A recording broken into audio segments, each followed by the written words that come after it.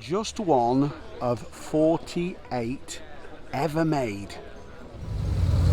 Hello, this is Lot 76 Cars. My name's Simon, and today I'm pleased to say that I'm at the last Bicester Scramble of 2023. Let's go and have a look at the most interesting cars on display, and let's try and have a chat with some of the owners as well.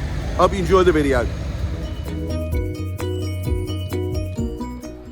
So this is an ex-works TR7 V8 rally car, sister car to the one rallied by Tony Bond. I think this was a Frenchman, Jean-Luc Therier. Love that period British Airways sponsorship.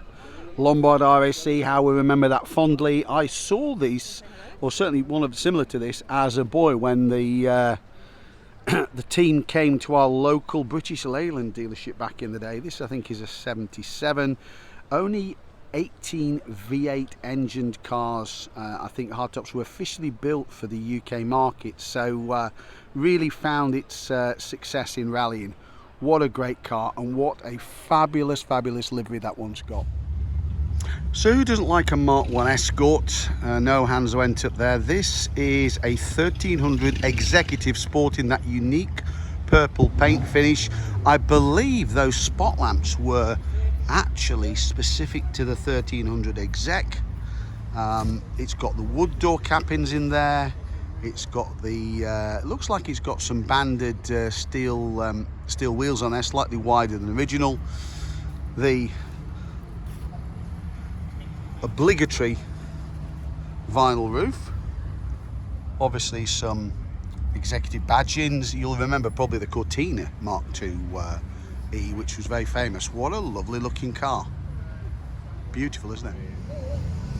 Now, converting a standard GSI 3-litre Carlton or Amiga, if you were in Europe, gave you one of these. It's produced by Lotus. It's one of about 900 cars, and it's got twin turbos. Yes, it is the Lotus Carlton.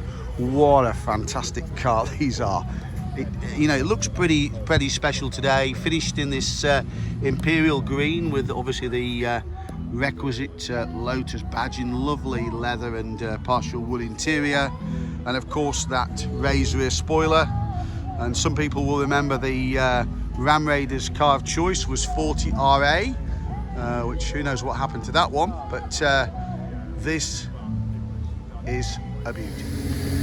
So this 92 J-plated Mini is, I'm going to say, a bit more than meets the eye. Well, a lot meets the eye before we've even started, doesn't it?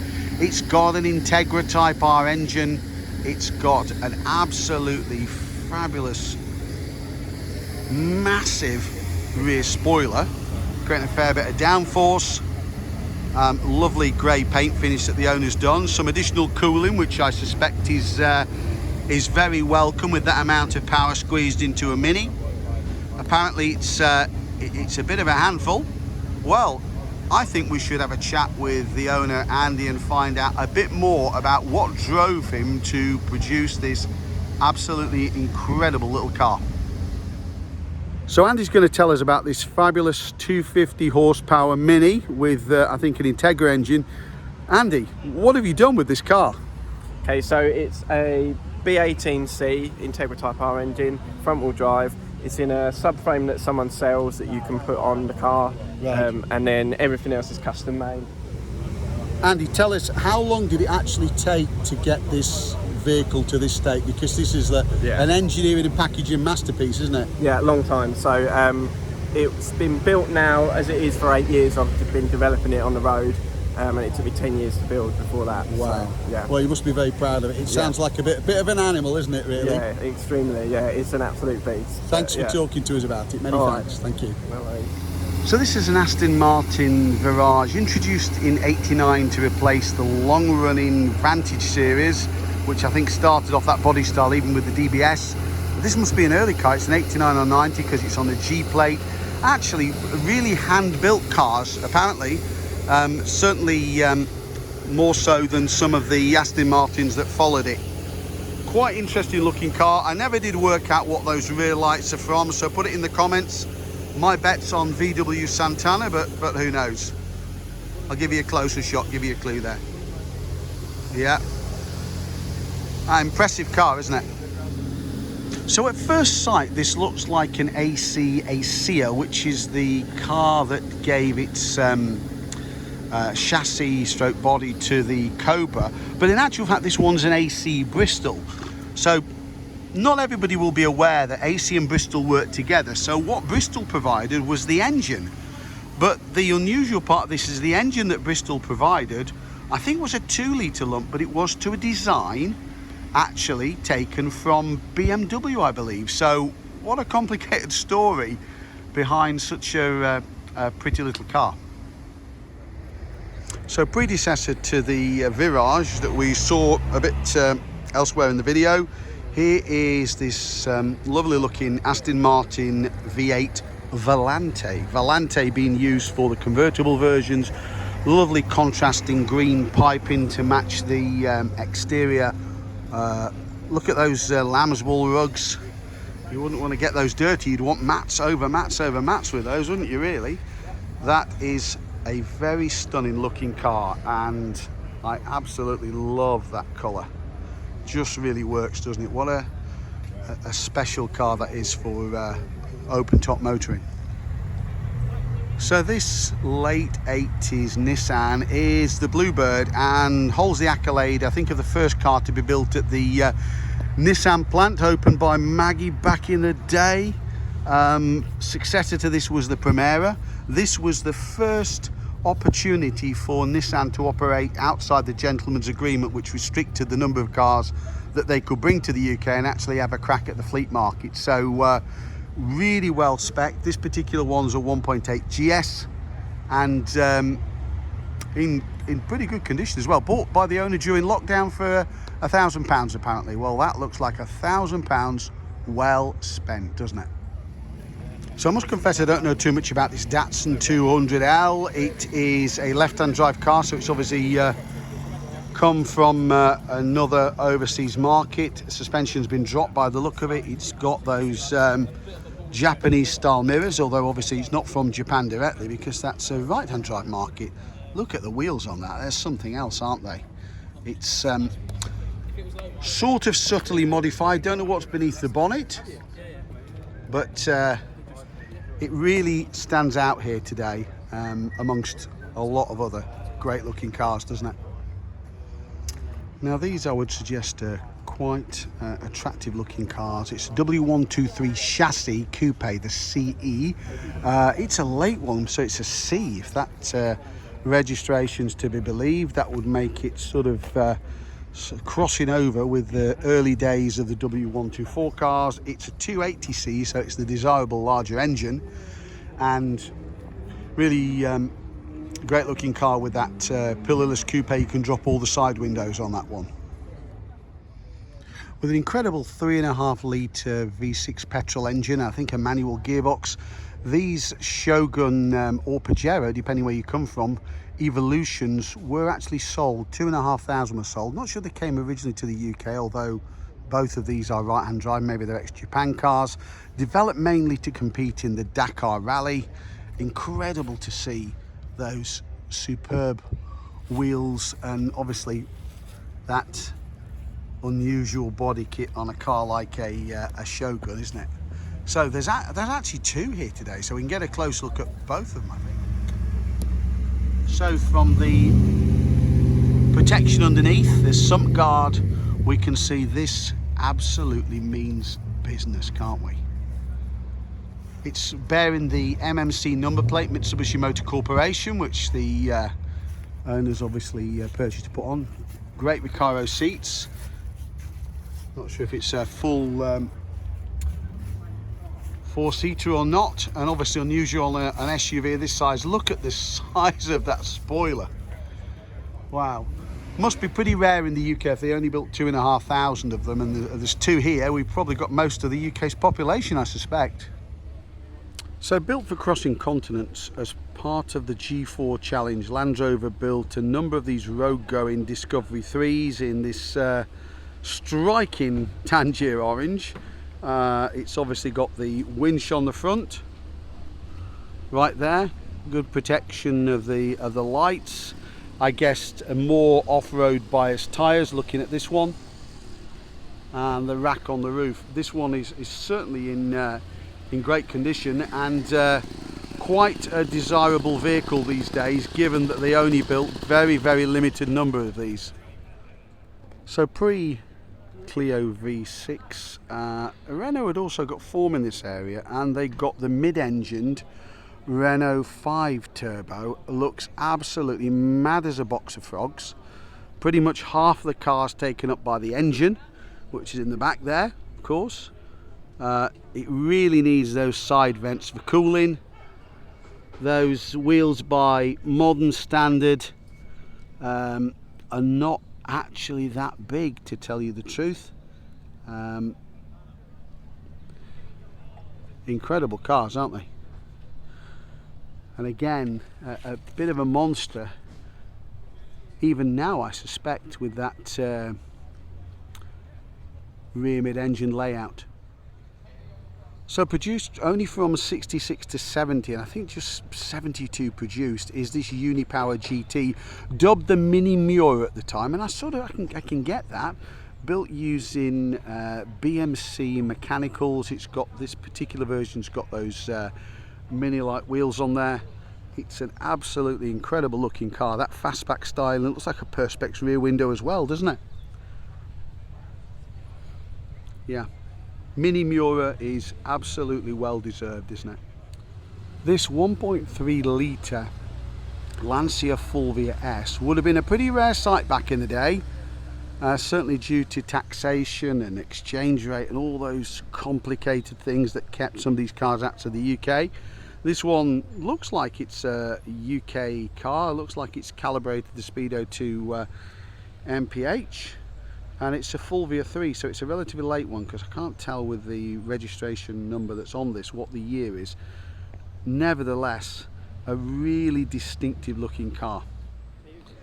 Now, where would we be without one of these incredible Aston Martin Lagondas built, just a couple of hundred built.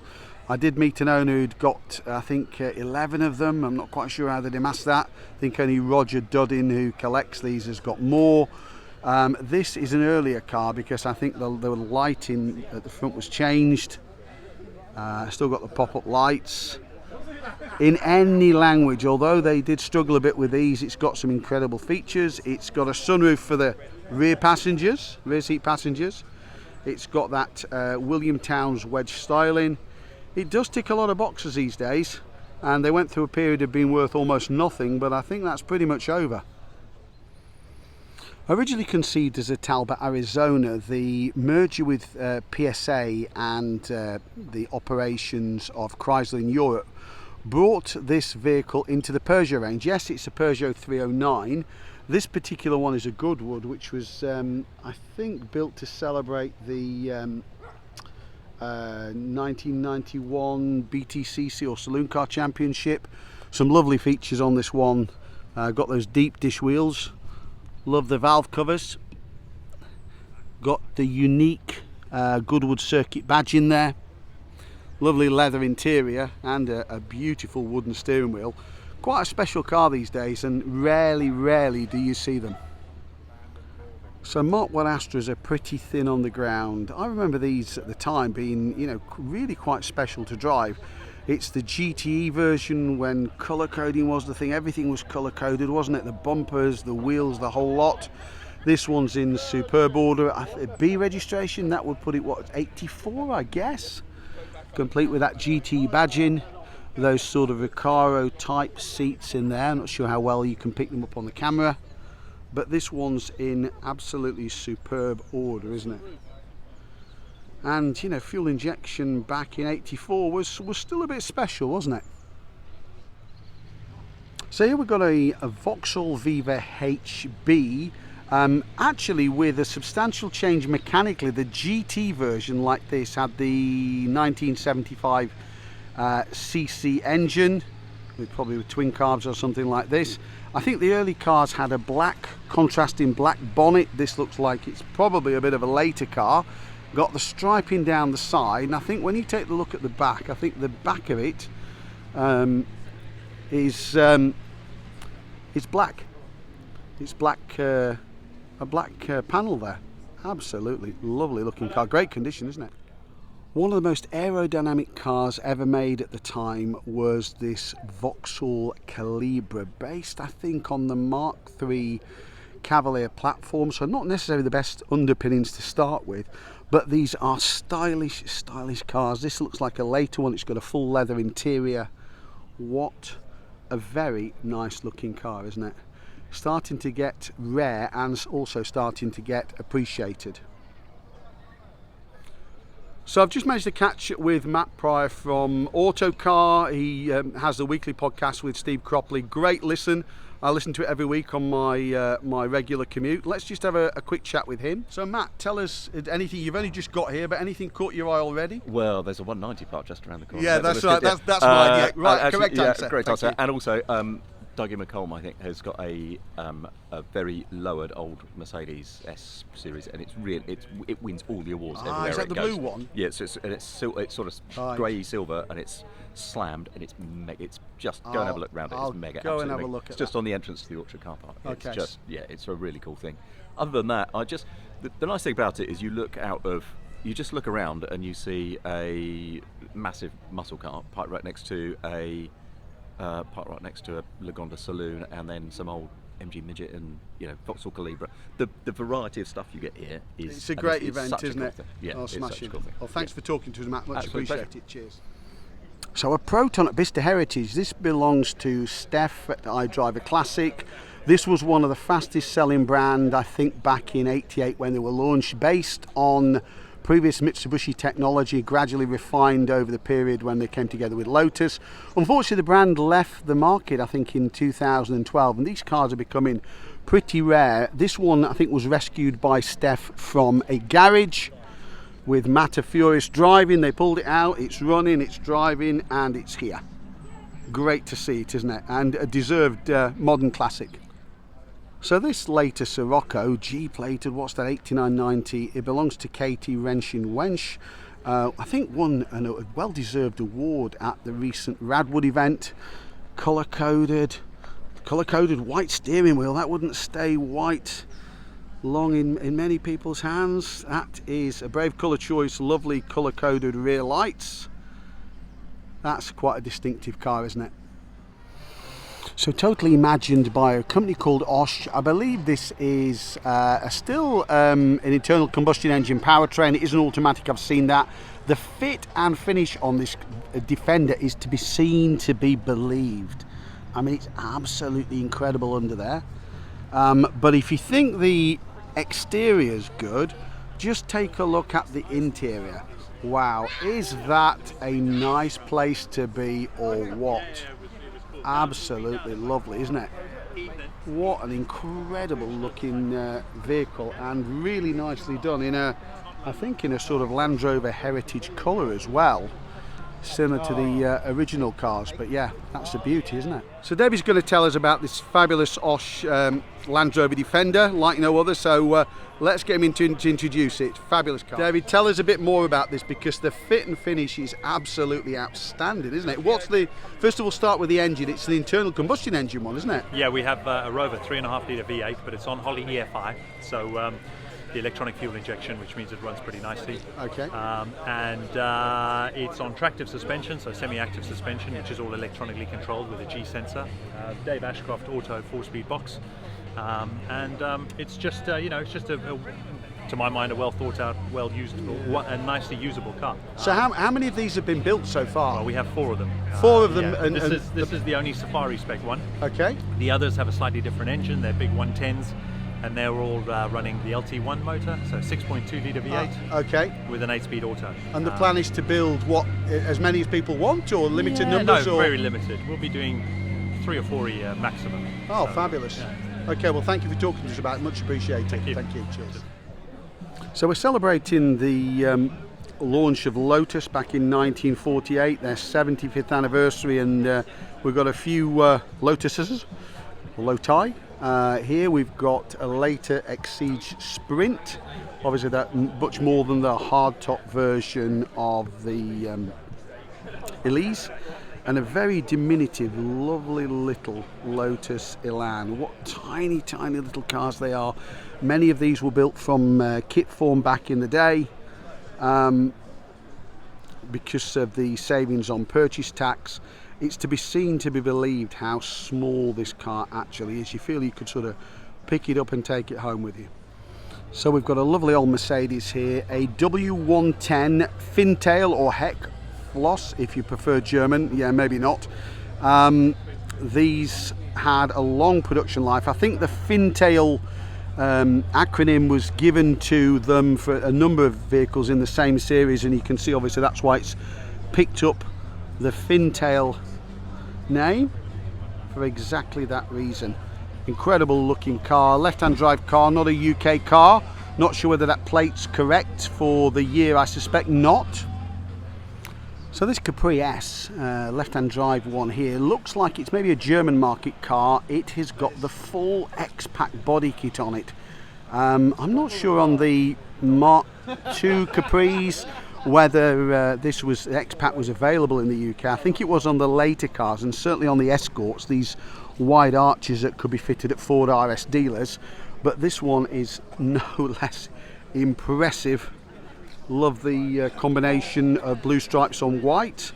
What a very fetching looking car. So this is a super rare, one of 48 Caterham 21s. The car never took off. The legs were taken from underneath it by Lotus, who launched the Elise, and they were a bit surprised about that one.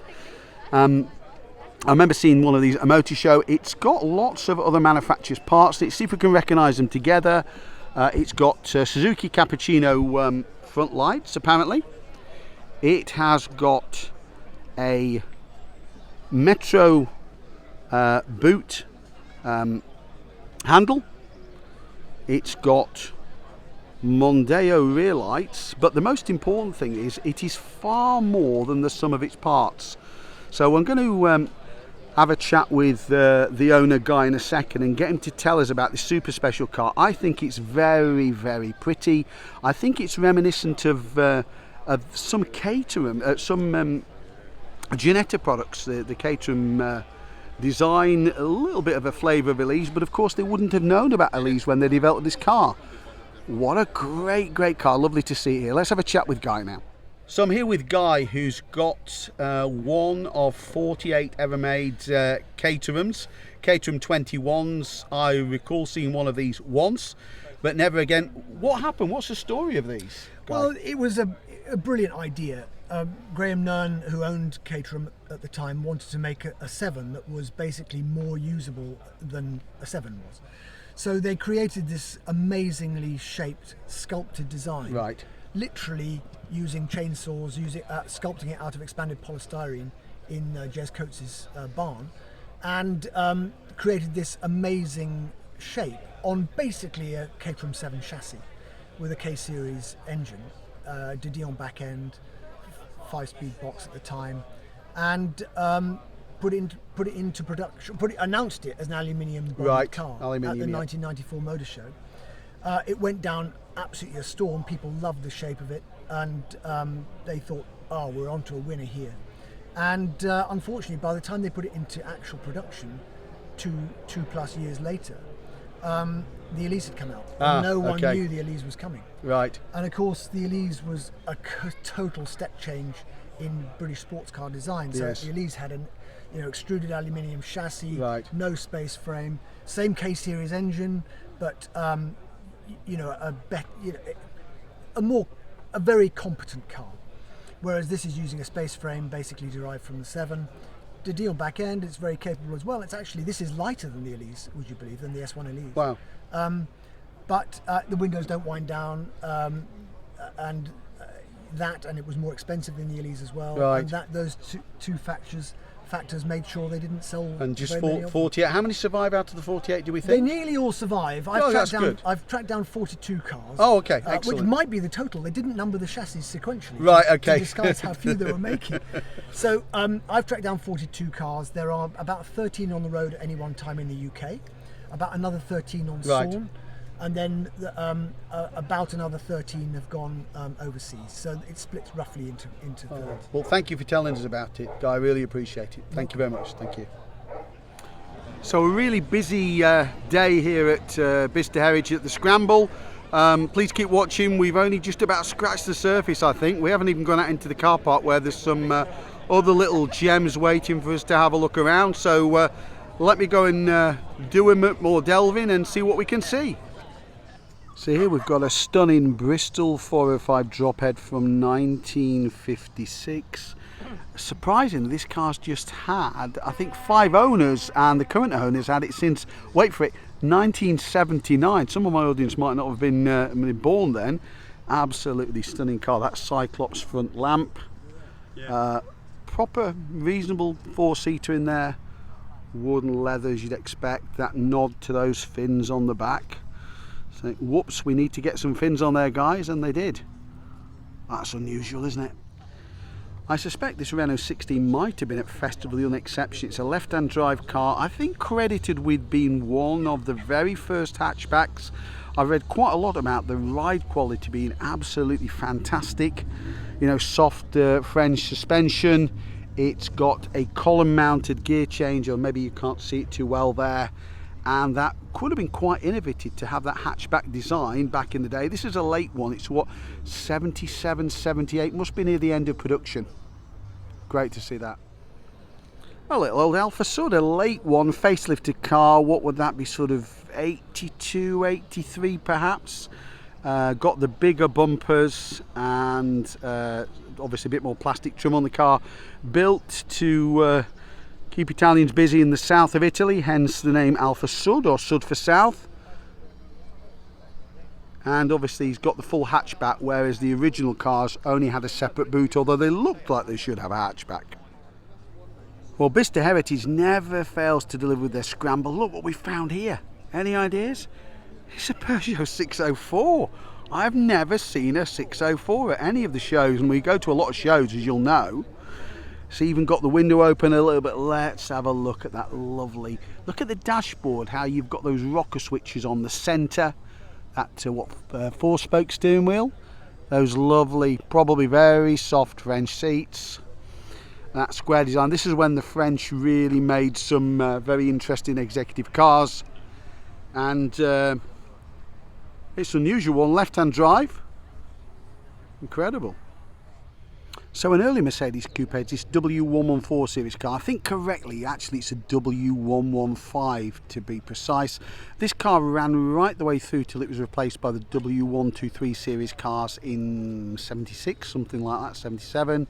This one's been lightly modified. You can see it's still got that fabulous trademark pillarless coupe look. And probably out of the sort of 114, 115 series cars, I would argue this is probably one of the most attractives. I think so. Anyway, this one's been lightly modified. It's a 250 CE, and it's got some very nice alloy wheels on, and just a little bit lower than standard. So here we've got an Audi B2. Advertised famously back in the day with an actor called Tom Bell, who was in things like Prime Suspect, but he couldn't actually drive, although he was pictured driving the car. So I'll explain that one. I'm not sure how that one happened. These are pretty rare cars these days, the B2s. You see a few B3s and B4s, but this series is pretty thin on the ground.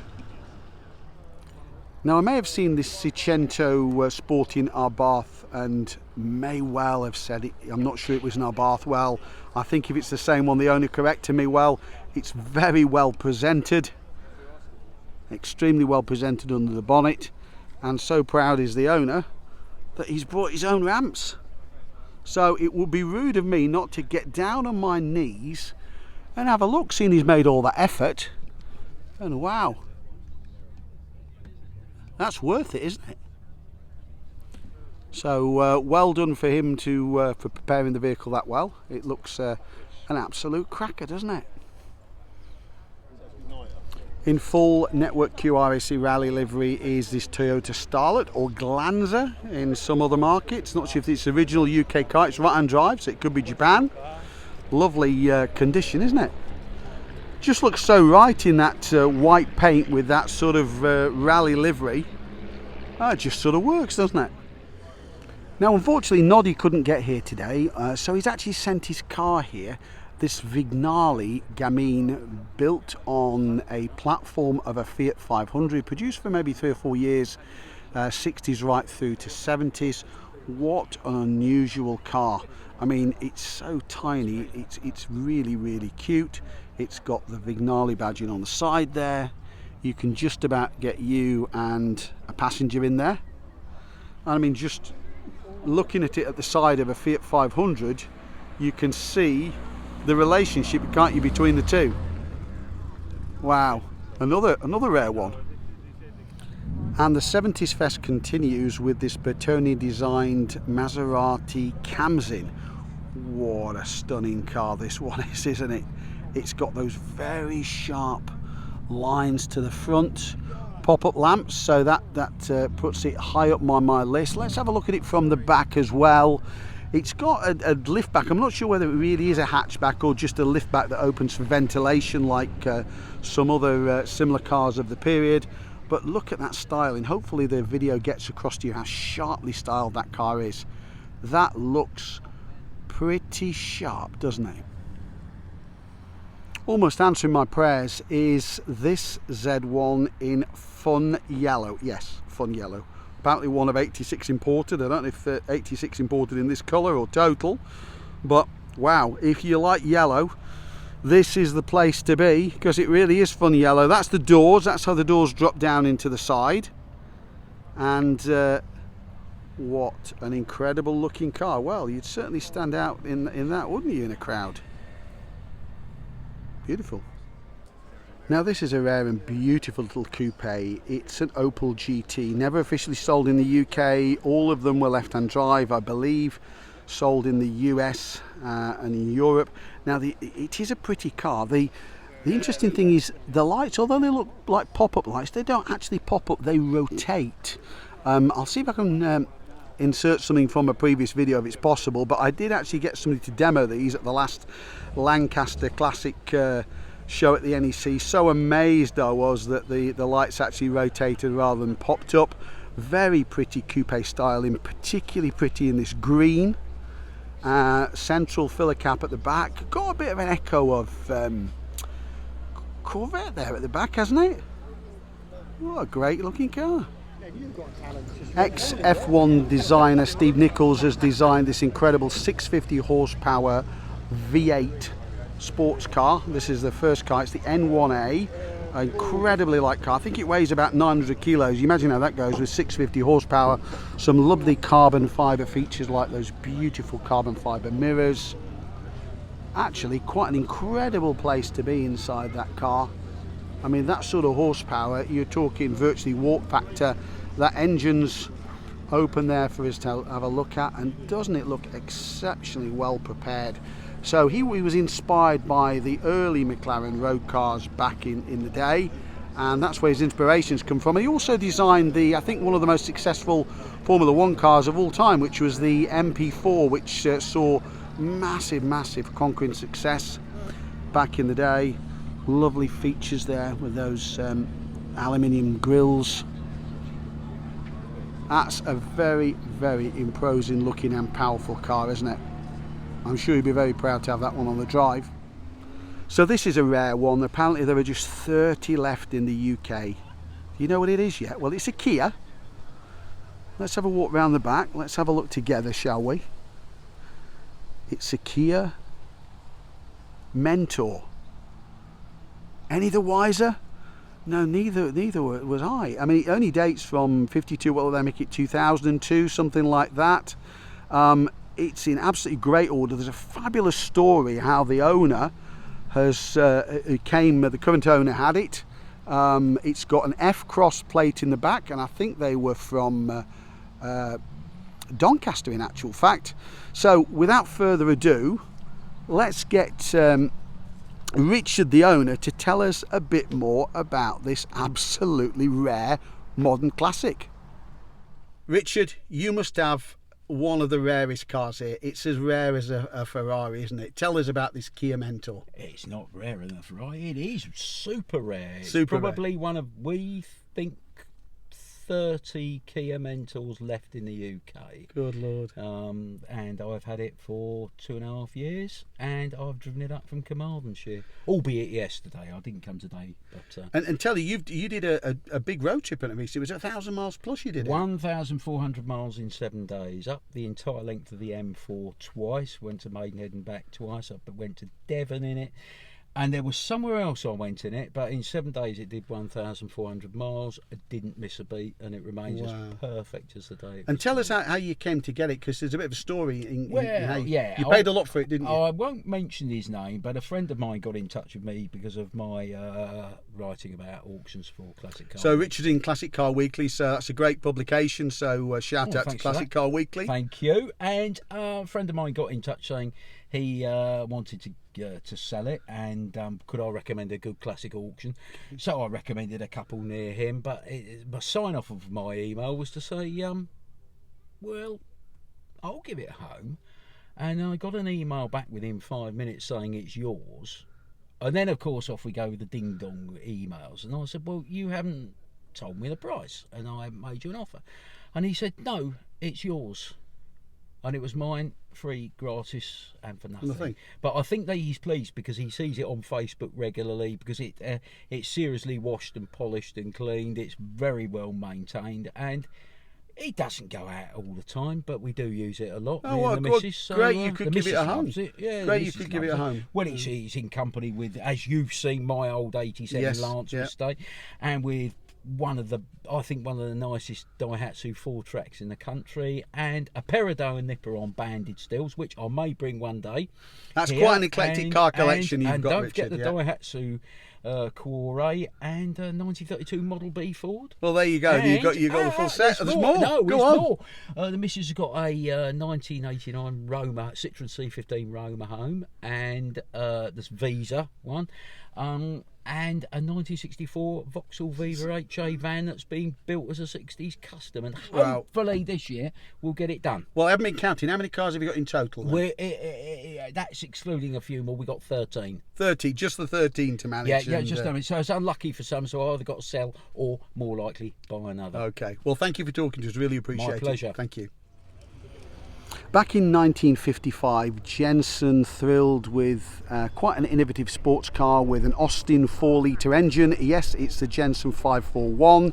All-round disc brakes, quite an innovation for the period. The grille at the front here can be opened for increased airflow from inside the car, although it's currently closed at the moment. Stunning colour. This was owned by a relatively famous racing driver. It was his second owner. The other interesting thing is, I think the rear and side windows are both Perspex, which again was a really new material which emerged as a new technology following or throughout World War II, and a very, very striking looking car is the 541. I think Jensens of this period, pre-Interceptor particularly, are really, really great designs. Another rare one is this Saab, Saab Sonnet V4. So using a V4 engine bought from Ford of Europe and installed into the car under license. The Sonnet was only really sold in export markets. This must be one of the few in the UK. This F-plated one was manufactured in 1967. What a good year that was. And it's got this fabulous curved glass back. It's got echoes of TVR at the back, hasn't it, really? Who would have thought the Saab would have churned these out and sold them in big numbers to the US, which apparently was the prime driver for the export of these cars? Well, isn't this pretty? It's an Alfa Sud Sprint. Oh, that's lovely in that green.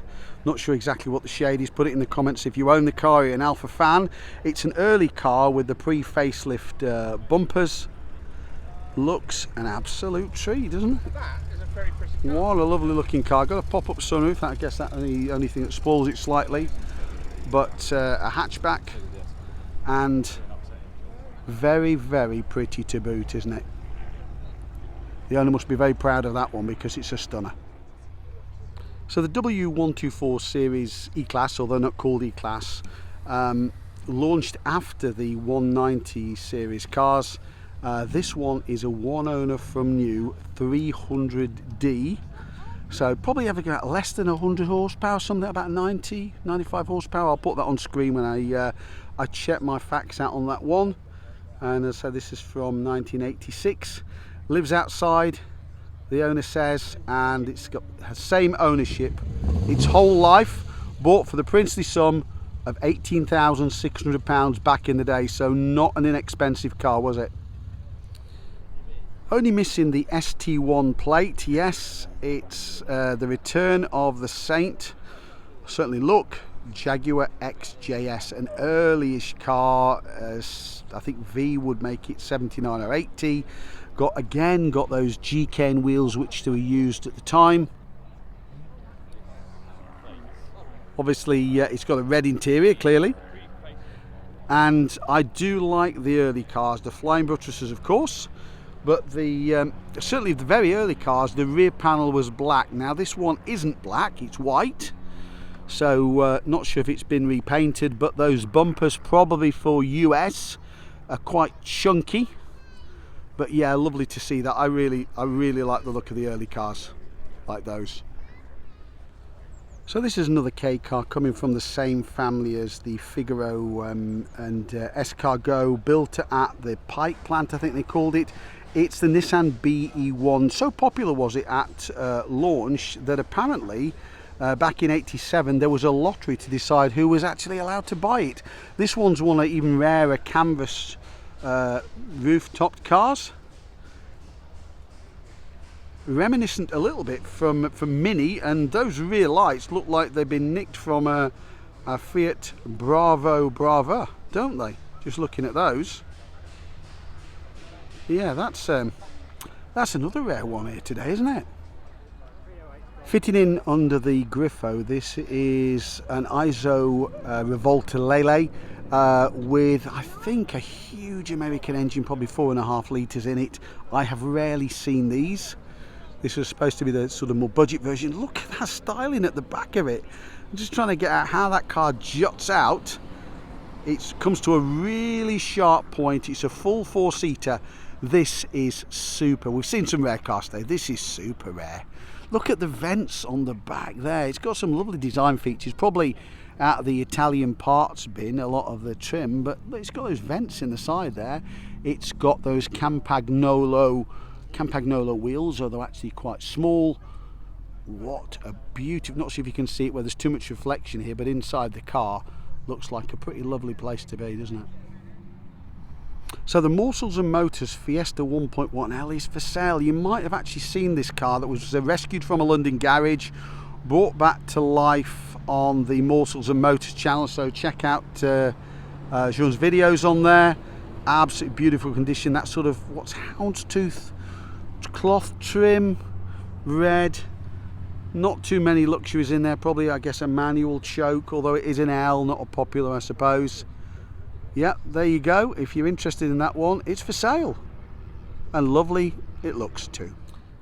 So here we've got a Ford Racing Puma, built by Tickford back in the day. The uprated engine, about 153 or so horsepower. Those arches were handcrafted by Tickford, based on a base donor car. In actual fact, they struggle with this. So say 500 were made. They'd hoped to make more than that, but the price level they got it at and the level of competition meant they just couldn't make it work, which means they are pretty rare cars today.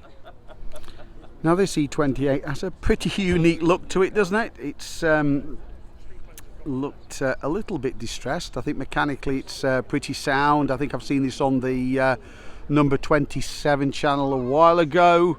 I don't think the sunroof really is that rusty. Oh, it works anyway, that's the main thing, because it's open. I think a lady owns this as well. I think Chamel on graphics it says there, so maybe that's her. Incredible, isn't it? So thanks again for watching Lot 76 cars from the Bicester Scramble, the last one of 2023. I hope you enjoyed the video. Please like, share, subscribe, turn on notifications so as not to miss the next video, and hope to see you on the next one. Thanks for watching. At last, something in my budget. Well, you can't afford the whole car. Maybe you can afford just the front end to put on your lounge wall.